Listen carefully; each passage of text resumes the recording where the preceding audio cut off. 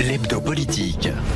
Bonsoir et bienvenue dans l'hebdo politique, votre rendez-vous politique du dimanche soir sur Radio Sensation et désormais TV 78 aussi, épisode 189. Notre invitée ce soir est Nathalie Arthaud.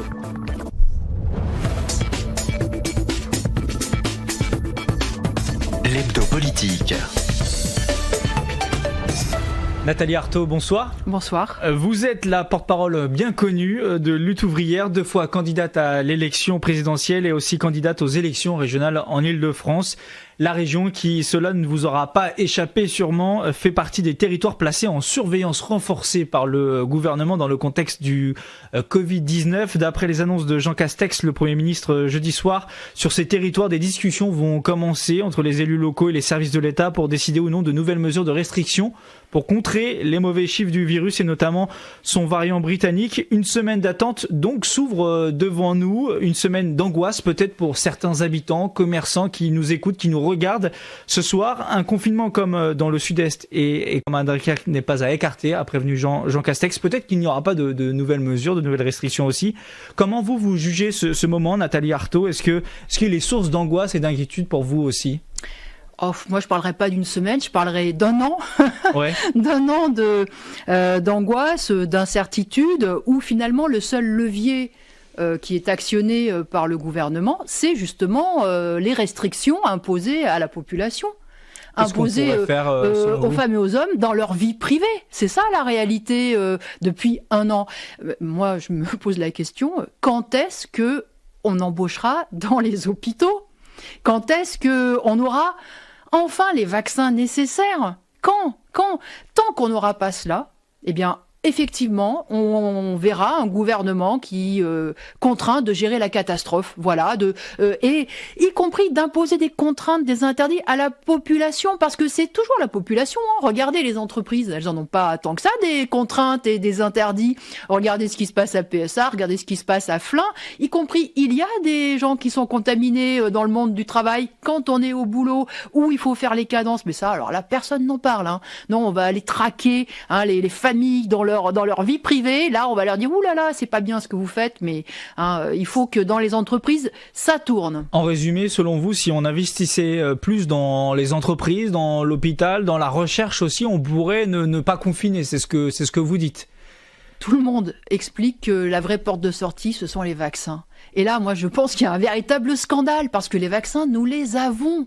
Les chercheurs, ils ont fait leur boulot et ils ont fait même ce que beaucoup pensaient être impossible, c'est-à-dire qu'ils ont trouvé le vaccin en moins d'un an. Maintenant, nous avons les bonnes formules. Les vaccins sont hyper efficaces. C'est la logistique, c'est la production qui prend du temps. La production ne se fait pas. Pourquoi? Parce qu'il n'y a pas assez de main-d'œuvre, d'après vous? Non, c'est parce que les labos qui ont découvert les vaccins, eh bien, conservent leurs brevets, veulent s'arroger la possibilité de faire tous les profits prévus sur leurs brevets, et alors même qu'il faudrait que ces brevets tombent dans le domaine public. Il faudrait pouvoir réquisitionner tous les centres de fabrication possibles de ces vaccins. Que ce soit l'État qui gère ça. L'État, qu'on fasse ça de façon collective et qu'on ne se prosterne pas devant le secret des affaires, devant ces brevets qui sont privés, devant cette propriété intellectuelle. C'est une question de vie et de mort, mais pour des centaines de milliers de femmes et d'hommes à travers le monde. C'est une question aussi qui se réglera plutôt sur le moyen ou le long terme. Et à court terme, qu'est-ce qui prime d'après vous? Est-ce que c'est la santé ou alors c'est les libertés comme vous le dites? Non, ça fait un an qu'on nous explique qu'il faut agir là à court terme. Et c'est exactement ce qu'on me disait quand il y a un an, j'expliquais qu'il fallait embaucher absolument des aides-soignants, des infirmières, les former en urgence dans les hôpitaux. On me disait oui mais Madame Arthaud, ça prend du temps, ça prend plusieurs mois. Et un an plus tard, donc il faut bien faire quelque chose là dans l'urgence. À chaque fois, on est mis dans cette situation-là, c'est-à-dire dans une situation impossible où il n'y a pas de bonne solution. Donc ça, moi je le dénonce. Je suis désolée, mais il y aurait eu effectivement la possibilité de déployer des lits dans les hôpitaux, de revenir revenir sur ces 100 000 lits supprimés en 20 ans dans notre pays. Et encore une fois, au niveau des vaccins, mais en réalité des centres de fabrication de vaccins au travers le monde, mais il y en a.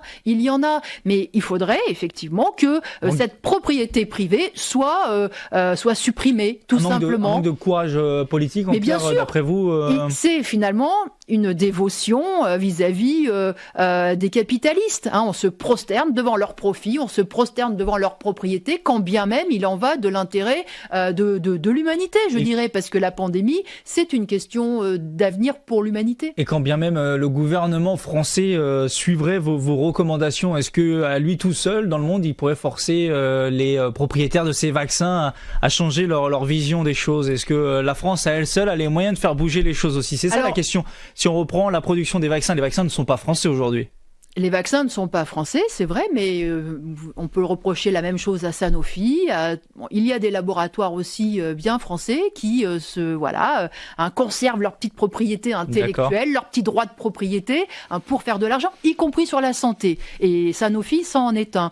Mais moi, ce que je vois, c'est que tous les dirigeants de la planète, c'est pas une spécialité d'ailleurs de Macron, ils ne savent effectivement pas imposer de contraintes au grand patronat et aux capitalistes, à ceux qui possèdent des fortunes, aux plus riches. Mais des contraintes, ils savent très bien en imposer aux petites gens. Ils savent très bien en imposer aux travailleurs, aux ouvriers, aux chômeurs. Ça y va aux petits commerçants. Les contraintes, elles sont subies aujourd'hui par l'essentiel de la population. Donc là encore, vous savez, si on prend au sérieux leur fameuse guerre contre le virus, leur mobilisation générale contre le virus, eh bien ça voudrait dire ça. Ça voudrait dire penser à une organisation collective de cette lutte, dire on a la formule du vaccin, on s'organise collectivement pour les produire en masse et on va attendre combien de mois pour être vacciné. Puisque vous parlez des travailleurs, des travailleuses, comment vous jugez quand même l'action économique de l'État dans cette période si particulière? Beaucoup la saluent tout de même, ces milliards d'euros qui sont investis pour éviter le chômage de masse, même s'il y en a, même si on sait qu'il y a de la casse sociale, que notamment dans les villes déjà les plus pauvres, les quartiers les plus pauvres, c'est encore plus difficile qu'il y a un an et demi. Ça semble limité aujourd'hui. Est-ce que vous partagez ce point de vue? Alors je suppose que non, mais défendez-le du coup. Je pense que comme toujours, ce sont les travailleurs, les classes populaires qui sont les plus frappés. Les plus frappés à la fois par la pandémie elle-même. Malgré ces milliards déversés et cette dette creusée. Ces milliards, ils sont déversés sur les grandes entreprises. Qui embauchent les travailleurs et les travailleuses. Qui sont déversés par exemple sur PSA. Qui va donner à ses actionnaires. Les actionnaires vont se partager 2,5 milliards. Stellantis, maintenant, le groupe Stellantis, ils vont se partager 2,5 milliards. Et il n'empêche que dans les usines, c'est des cadences infernales. C'est des salaires qui sont trop bas, qui sont insuffisants. C'est des conditions de travail qui se dégradent. Et ça a été pendant des mois ce chômage partiel où ça a signifié une perte de 200, de 250, 300 euros pour bien des familles ouvrières. Et vous savez, quand on a un salaire de 1500, 1600, 1800 euros net par mois, 200, 300 euros, je peux vous dire que ouais. ça se ressent. Et c'est la raison pour laquelle, d'ailleurs, beaucoup de familles populaires sont tombées dans la pauvreté extrême aujourd'hui. Donc non, moi je dénonce cette politique gouvernementale qui consiste à arroser toujours les mêmes, le grand patronat, sans même, encore une fois, l'obliger à arrêter ces suppressions d'emplois, ces fermetures d'usines. Alors face à cette situation que vous dénoncez, est-ce que vous regrettez que les gens ne se mobilisent pas plus peut-être dans la rue, ne montrent pas leur mécontentement? C'est vrai qu'on a l'habitude de dépeindre les Français comme des râleurs. Depuis un an tout de même, il y a peu de manifestations, peu de mouvements. Est-ce que vous le regrettez, vous?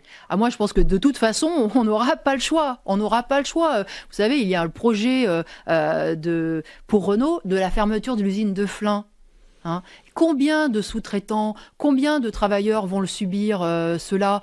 Donc on n'aura pas le choix. Et c'est vrai, vous l'avez dit vous-même, mais au premier confinement, il y a eu 700 000 personnes qui ont perdu leur emploi. Alors on ne parle pas de licenciement puisque c'était des contrats précaires, c'était des CDD, c'était des intérimaires qui se retrouvent sans rien. Énormément de femmes et d'hommes qui avaient des petits boulots, mais qui leur permettaient quand même de vivre. L'ont perdu. Comment vous expliquez alors qu'il n'y ait pas de mobilisation, que les gens n'expriment pas ce ras-le-bol que vous semblez dessiner, vous?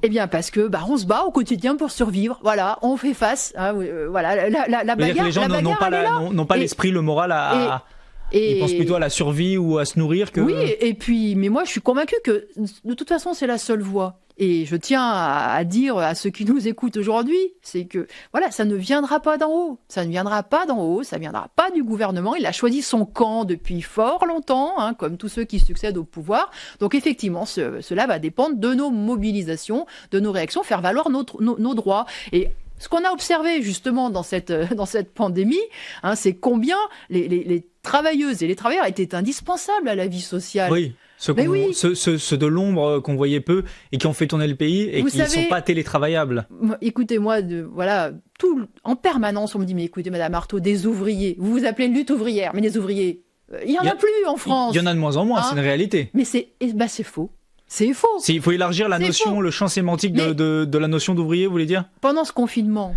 C'est plus celui qui travaille à l'usine ou celle qui travaille à l'usine, c'est celui qui fait les petits boulots. Qui travaille à l'usine. Oui, aussi. Il y a aussi celui qui travaille à l'usine. C'est celui aussi qui fait les petits boulots de tous les jours. Et puis les supermarchés, et puis vous savez, dans les hôpitaux. Dans les hôpitaux, vous savez, les aides-soignantes, les infirmières qui n'arrivent même pas à se loger sur Paris, là où souvent ils sont obligés d'aller travailler, ouais. Eh bien, ils font aussi partie de ce monde du travail, de cette classe ouvrière. Tous ceux qu'on voyait justement quand on était tous cloîtrés chez nous, parce que justement, ils travaillent dans les usines de l'agroalimentaire, dans les grandes surfaces, parce qu'ils ramassaient les ordures, parce qu'ils assuraient... Qui conduisaient les trains aussi, peut-être. Qui conduisaient les trains, les transports. Donc, écoutez, voilà, plus que jamais, on l'a vu. Et on les a vus, les travailleurs, et y compris, ils ont pris leurs responsabilités, ils ont pris leurs risques au moment où les actionnaires, eux, se cloîtraient tranquillement, se protégeaient. Eh bien, les travailleurs, eux, ils étaient au front. Donc, tout ça, ce sont des qualités, c'est cette réaliser que oui, nous les travailleurs, nous sommes indispensables à la vie de la société et on doit revendiquer et se battre pour notre vie. Et une perspective peut-être pour eux et pour l'ensemble de la société, ce sont les vaccins. La campagne de vaccination devrait s'accélérer dans les prochaines semaines, prochains mois. Est-ce que vous, à titre personnel, vous êtes vacciné et quelle est votre position ? Il y a eu au début de la campagne de vaccination beaucoup de méfiance, des tests parfois complotistes. Quel est votre rapport, vous, à ça ? Non, mais moi, je me ferai vacciner en temps et en heure. C'est pas encore mon tour et j'ai vu la lenteur de la vaccination. Je pense qu'il va falloir que j'attende encore pas mal de mois. Mais bon, moi, je comprends tout à fait la défiance. La défiance qui existe vis-à-vis, y compris de ces laboratoires. Parce que quand même, en France, on a eu le Mediator, on a eu le sang contaminé, on a eu les prothèses PIP, on a eu enfin bon, un tas de scandales. J'en oublie, mais un tas de scandales. Parce que, effectivement, ces labos, ce sont des entreprises capitalistes comme les autres. Et ils cherchent à faire leur argent. Et donc on a raison ils soignent leur profit avant de chercher à soigner effectivement les malades. Pourtant, vous le disiez vous-même, on a déjà des vaccins 1 an après le début de la crise, en tout cas en Europe. C'est aussi une performance de ce point de vue-là. Parce que je pense qu'effectivement, il y a des chercheurs, il y a des médecins, il y a des gens dévoués avec une conscience professionnelle et c'est en eux, que je place ma confiance. Voilà pourquoi, oui, je me ferai vacciner. Mais en même temps, il faut pas être naïf. Il y a d'autres enjeux, vous dites. Voilà, il faut pas être naïf. Et justement, un des problèmes de cette société, ce serait que les travailleurs, les ouvriers, les magasiniers, les comptables qui font tourner ces entreprises, y compris ces labos, eh bien qu'ils puissent dire tout ce qui s'y passe, tout ce qu'ils y voient, y compris quand il y a des dysfonctionnements, y compris quand ils ont eux-mêmes des doutes sur tel ou tel aspect de la sécurité. Parce que là, oui, on gagnerait en confiance et en transparence. Aujourd'hui, il faudrait faire la transparence sur ces fameux contrats commerciaux qu'on a fait avec les laboratoires. C'est quand même fou. C'est quand même fou qu'on ne sache pas. C'est un sujet qui évolue quand même, notamment au sein de l'Union européenne où la Commission commence à obliger à un peu plus de transparence. Ah bon ? Alors on peut critiquer, mais c'est une réalité. Il y a une évolution qui peut être jugée minime ou insuffisante, mais il y a une évolution tout de même. Qui est peut-être pas à vos yeux. L'évolution, elle est peut-être en parole. L'évolution. Mais il y a eu des textes. Ils en sont quand même. Il y a des contrats qui ont été dévoilés avec ces grosses ratures noires sur les sujets qu'on ne pouvait pas voir. Vous vous rendez compte ? Mais c'est scandaleux. C'est scandaleux dans une démocratie, dans une prétendue démocratie, ça, que, y compris les élus, les parlementaires européens n'ont pas pu lire l'intégralité des contrats qui ont pourtant été passés en leur nom. Et les laboratoires ont dit « Ah oui, ça, il faut le cacher, ça, vous n'avez pas le droit de le publier, ça, vous n'avez pas le droit de le communiquer, etc. » Mais qu'est-ce que c'est, ça ? Moi, j'appelle ça la dictature des grands trusts. Voilà, la dictature des grands trusts. Du grand capital, disons-le. Nathalie Arthaud, prenons un peu de hauteur sur tous ces sujets. Ça fait 1 an, on l'a dit et répété, qu'on vit dans ce contexte particulier et difficile à de nombreux égards. Est-ce que d'un point de vue intellectuel ou même philosophique, si je puis dire, est-ce que ça vous fait évoluer sur des valeurs que vous défendez? Est-ce qu'elles vous ont peut-être encore plus convaincu, cette crise, sur des valeurs que vous défendez? Ou à contrario, chamboulé sur des choses que vous pensiez et vous évoluez, vous aussi, dans votre façon de penser? Moi, ça m'a conforté. Ça m'a conforté dans cette idée que, effectivement, le monde du travail était capable de choses formidables. Voilà, parce qu'il avait du courage, parce qu'il savait prendre ses responsabilités. Vous savez, pendant ce premier confinement, toutes les initiatives qui ont été prises par la base, y compris de confectionner des masques, par exemple, du gel hydroalcoolique, tous ces réseaux de solidarité qui se sont créés, qui ont surgi de la population, des classes populaires, dans les quartiers populaires. Moi, j'ai trouvé ça formidable. C'est une énergie, un dévouement qui est la marque du monde ouvrier. Et de l'autre côté, qu'est-ce qu'on a vu?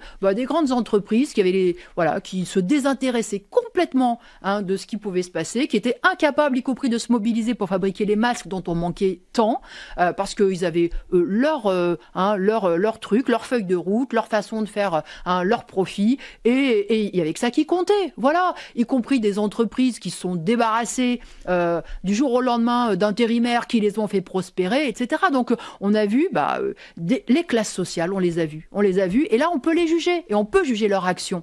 Et ce qu'on voit, c'est que ce grand patronat, y compris en pleine pandémie, il a pensé qu'à sa rentabilité et à ses profits. Si on se projette un peu sur la suite, Nathalie Arthaud, il va y avoir un sujet maintenant qui va sûrement soulever des débats, qui a été évoqué par le président de la République Emmanuel Macron il y a peu de jours. C'est le pass sanitaire. C'est encore une notion assez floue, mais qui permettrait ce pass peut-être d'accéder à certains lieux culturels quand ça va rouvrir, les restaurants, les bars. Quelle est votre position sur ce sujet? Emmanuel Macron a dit que ça serait pas lié à la vaccination, mais qu'on pourrait inscrire dedans, par exemple, les tests négatifs que l'on a fait, ou aussi la vaccination si on a été vacciné, mais ça serait pas une condition seule pour accéder aux lieux culturels ou les bars ou les salles de sport.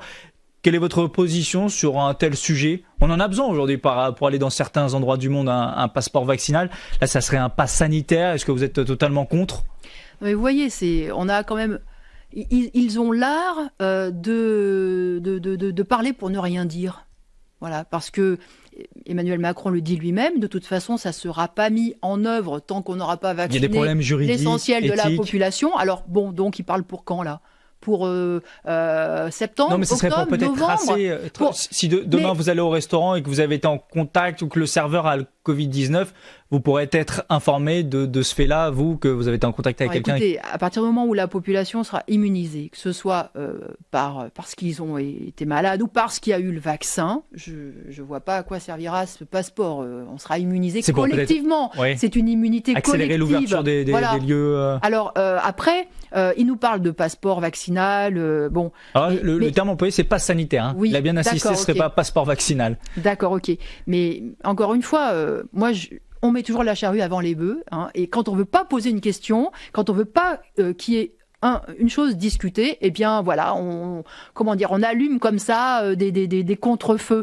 Non, la question, c'est la production des vaccins aujourd'hui. La question, c'est comment AstraZeneca, par exemple, avec qui l'Union européenne a signé des contrats, ne livre pas ce qu'il s'était engagé à livrer. La question, c'est pourquoi ces brevets ne sont pas donnés à d'autres producteurs de vaccins, ce qui pourrait accélérer considérablement. Soit on prend les choses au sérieux, c'est-à-dire on pense vraiment qu'on est dans une course contre la montre entre les vaccins et les variants, soit on prend les choses au sérieux, soit on peut discuter pendant des heures du passeport vaccinal. De toute façon, ça mange pas de pain, ça servira à rien. On va parler d'autres sujets, mais juste une dernière question du coup sur là-dessus. Je suppose est-ce que vous avez l'application Tous Anti-Covid vous sur votre smartphone qui permet d'être contacté en cas de contact avec quelqu'un qui a le Covid? Vous n'êtes pas obligé de répondre, c'est personnel aussi comme question. Oui, mais comme j'ai toujours mon téléphone qui n'est pas en Bluetooth, Donc voilà, en fait, il est... Mais je l'utilise pour regarder le nombre de l'évolution du nombre de contaminations. Sur les informations, sur des sujets plus locaux, on va parler des régionales. D'abord, un sujet qui concerne l'agglomération sur laquelle nous, on émet principalement, c'est-à-dire 50 ans en Yvelines. Toutes ces polémiques autour de Trappes qui ont agité l'actualité pendant 2 semaines. Comment vous avez regardé ça, observé ça en tant que candidate, ex-candidate à la présidentielle et puis personnage politique connu? Comment vous avez observé cette machine médiatique qui s'est mise en route, ces élus qui se sont écharpés, ce prof de philosophie, tout cela, comment vous observez ça, vous? Oui, autour de cette espèce de slogan, l'islamo-gauchisme. Oui, qui est venu ensuite, tout ça peut-être fait suite. Non, mais encore, voilà, c'est clairement un slogan politique d'extrême droite, de droite, qui consiste à dire que finalement tous ceux qui dénonceront des discriminations ou qui dénonceront l'impérialisme de la France dans le monde seront des complices des terroristes, pour résumer. Alors l'islamo-gauchisme, le débat est venu après. Moi, je parlais vraiment de la situation à Trappes avec ce professeur de philosophie qui a dit que la ville était perdue, et puis il y a eu tous ces débats sur l'islamisme radical. Après, les accusations du maire de Trappes. Enfin, moi, je partage et je comprends tout à fait sa colère. Vous le connaissez personnellement ou... Je ne le connais pas, mais je comprends tout à fait sa colère. Comment, quelqu'un engagé qui cherche effectivement des solutions au problème de sa ville, de la jeunesse, qui voit tout de suite la stigmatisation, voit des gens qui mettent de l'huile sur le feu, qui non seulement participent sont responsables des problèmes, parce que vous savez, ces problèmes il y a des militants intégristes, il y a des militants de la radicalisation, mais ils prospèrent sur quoi?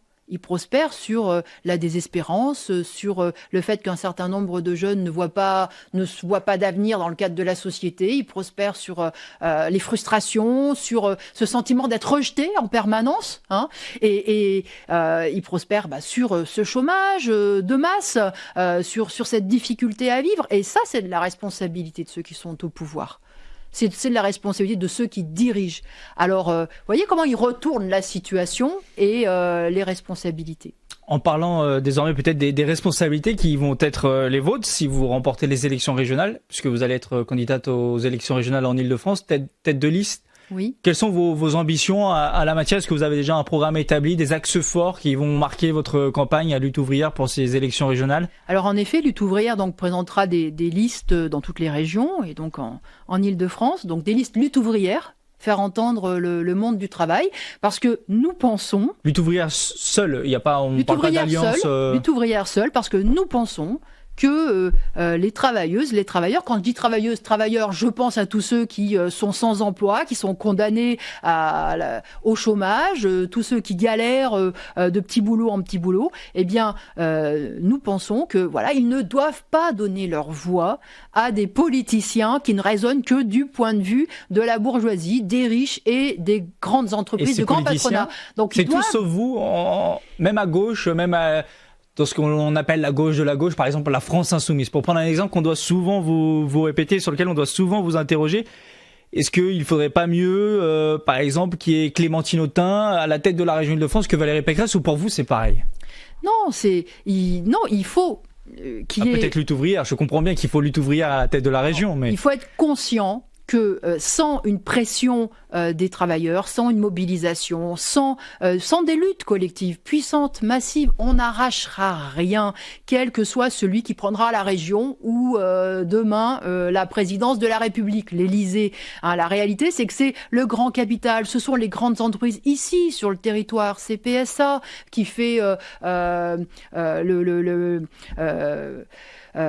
qui fait la pluie et le soleil. Voilà, c'est avec tous ces sous-traitants, c'est ceux-là qui ont un pouvoir et ce pouvoir qui pèse sur nos vies. Et donc en donnant des voix à Lutte ouvrière, en gros, on met la pression sur ces grands groupes, c'est ce que vous dites? En tout cas, on affirme l'existence d'un camp qui effectivement a cette perspective-là, cette perspective de jouer ce rapport de force-là pour imposer ses intérêts. À la région, vous savez, la région, c'est un grand... C'est notamment l'économie, les lycées et les transports, la région en et vous résumé, savez, avec le plan de compétences. relance, en l'occurrence, avec le plan de relance du gouvernement, il y a 110 milliards qui vont être comme ça distribués et la région va avoir un rôle pour orienter cet argent-là. Eh bien, le problème, c'est que cet argent, il va atterrir encore une fois dans les plus grandes entreprises. Eh bien, là encore, nous pensons qu'il faut absolument que les travailleurs disent, cet argent-là, on doit pouvoir le contrôler, savoir qui reçoit combien et savoir à quoi il sert. Parce que ces entreprises le reçoivent au nom de l'emploi, au nom de la relance, alors même qu'ils en suppriment des emplois, alors même qu'ils baissent parfois les salaires. Eh bien ça, c'est pas acceptable. Alors effectivement, des élus lutte ouvrière à la région auraient cette possibilité-là de s'adresser aux travailleurs pour leur dire attention, il y a de l'argent qui a été mis, il faut qu'il vous revienne. Il nous reste 40 secondes. Alors on rappelle que les élections régionales devraient se tenir normalement les 13 et 20 juin prochains et qu'il y aura des listes lutte ouvrière. Si on se projette sur la suite, puisque vous avez évoqué vous-même le sujet, les présidentielles, vous serez candidate en 2022, une nouvelle fois, une troisième fois candidate à l'élection présidentielle. Oui, je serai candidate à l'élection présidentielle. Pour défendre vos idées, on le comprend bien. Merci beaucoup Nathalie Arthaud d'avoir participé à cet hebdo politique sur Radio Sensation en partenariat avec TV78. Vous êtes, je le rappelle, porte-parole de lutte ouvrière et donc tête de liste de votre parti pour les élections régionales de juin prochain. Merci encore. Merci. L'hebdo politique, c'est fini pour ce dimanche. Vous pouvez retrouver cette émission en podcast audio et vidéo sur les sites internet, applications et réseaux sociaux de Radio Sensation et TV78. Bonne soirée à tous et à dimanche prochain.